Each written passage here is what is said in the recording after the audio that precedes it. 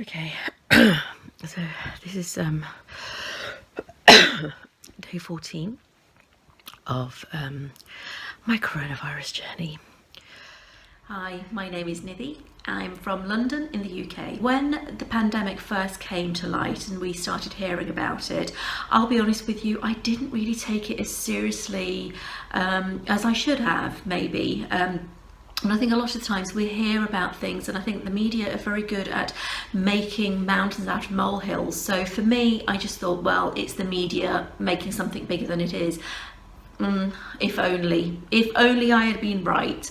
Unfortunately, I wasn't, and I was one of the ones that did get the coronavirus. So initially, how did I know I had coronavirus? I didn't until I was actually diagnosed with it by my, by an advanced nurse practitioner, 3 different doctors and 2 paramedics.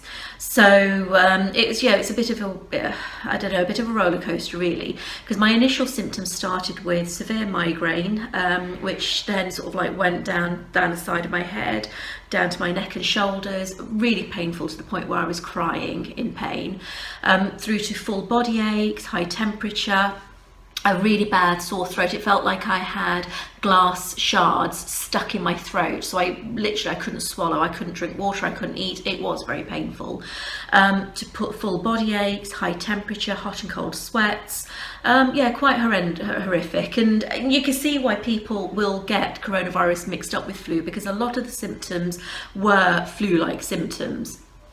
What initially happened was I phoned my GP practice as soon as I got back to my parents from London, because they don't live in London, and I spoke to an advanced nurse practitioner, went through all my symptoms with her, and she immediately diagnosed me with coronavirus. I was then asked to speak to my GP, so I spoke to a GP. They prescribed me with a Ventolin pump, which is a pump that a lot of asthmatics will use to help them open up their airways when they're having breathing difficulties. Unfortunately, that actually didn't really help my breathing. Eventually I did have to get the paramedics out to me, because my breathing had got so bad that I wasn't able to get a breath in or out. The paramedics came out quickly. I mean, they were with me from me calling 111, which is the number that we have been told in the UK to call. From calling 111, spending time talking to them, speaking to one of their doctors, they got the ambulance out to me literally within about 15-20 minutes. My breathing issues were quite bad, to the point where I couldn't speak in full sentences. I was having to gasp for breath every other word, so it was quite hard to breathe. Wasn't really able to talk very much. Okay, so this is day 14 of my coronavirus journey.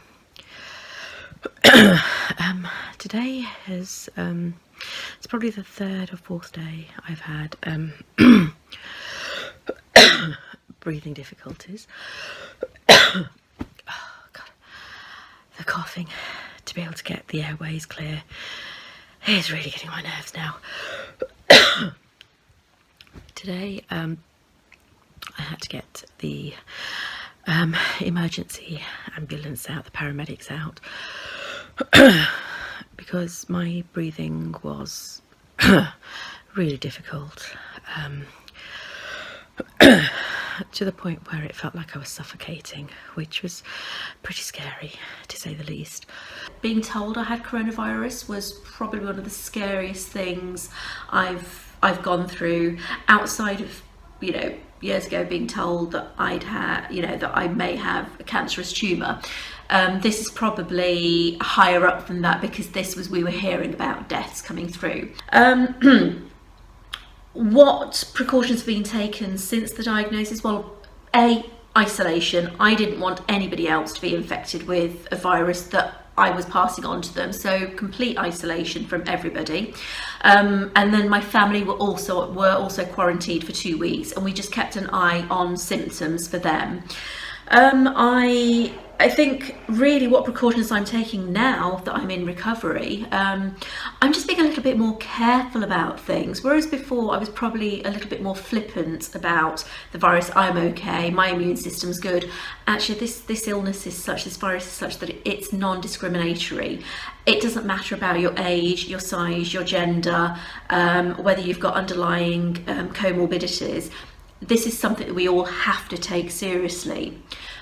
But on the positive side of it, we are only hearing about deaths, but there are so many people that are actually surviving this virus. I am one of them. I've still got breathing issues. That is something that's going to be ongoing for a good 3 to 4 months, I've been told. I am still under observation. I do speak to my GP on a regular basis. Only last week I was admitted to the CDU ward to actually get x-rays and blood tests done, and also to get another swab test done to make sure that I was completely virus free, which I am, yay. But they also wanted to make sure that I didn't have any blood clots in my lungs, because that's one of the side effects of those of us that are surviving coronavirus are at high risk of, are pulmonary embolisms. So I love that I am in the UK, and I am so grateful for the NHS, because we have such an amazing institution. They literally, they have left no stone unturned when it's come to looking after me and, you know, my coronavirus journey, I suppose, for want of a better word. So I've had my test, I've had blood tests, I've had blood pressure checks, ECG monitoring, I've had x-rays, lungs are completely clear, no blood clots. Brilliant news.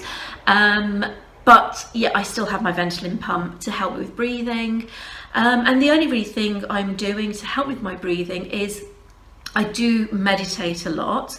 I do find that just sitting calmly helps me. I'm trying to eat a lot meals that are lighter, so I'm staying away from heavy carb filled fatty foods. I'm eating a lot of fruits and vegetables, because I find that my breathing is a lot easier. The lighter the meal, the easier my breathing is, which I guess is not a bad thing, because you know what, staying fit and healthy is also good for you. The message that I've got for the audience, you know, for you guys watching, the coronavirus, COVID-19, is a horrible, horrible virus, and there are many thousands that are losing their lives to this, and my heart goes out to those of you that have lost loved ones. I can't imagine the pain you're going through, and I'm just my condolences to you all. But to those of you who are surviving it, and to those of you who have got family members that are surviving it, there is light at the end of the tunnel. It's not all doom and gloom, and there are probably more people surviving this than there are dying from it.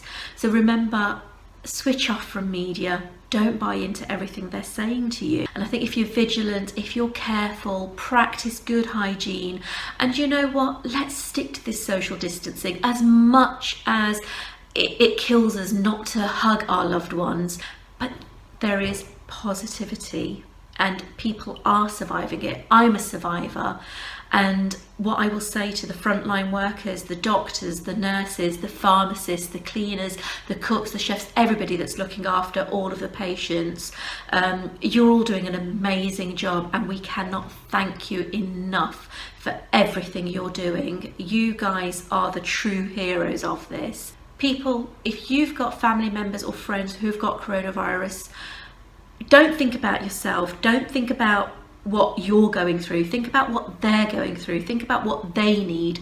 And what they need is to be shown how loved they are and how much they matter, because that really will keep them going. So for those of my friends, my family that showed me how loved I was every day, you guys have got me through this, and I can't thank you enough.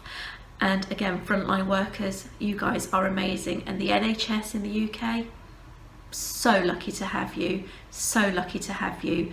Thank you for everything you did to help me through this journey.